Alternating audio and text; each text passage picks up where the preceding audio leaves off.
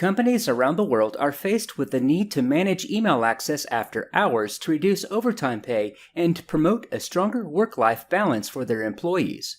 MDaemon makes this goal attainable using its Do Not Disturb feature. Do Not Disturb allows administrators to designate a time during which selected users are not allowed to check or send email. During the Do Not Disturb period, accounts can still receive email on the mail server, but users cannot send or check for mail using SMTP, POP, IMAP, MDaemon Webmail, or ActiveSync. In remote administration, Do Not Disturb schedules can be configured for users belonging to specific groups. Under the main menu, click on Groups. From here, you can create a new group or select an existing one.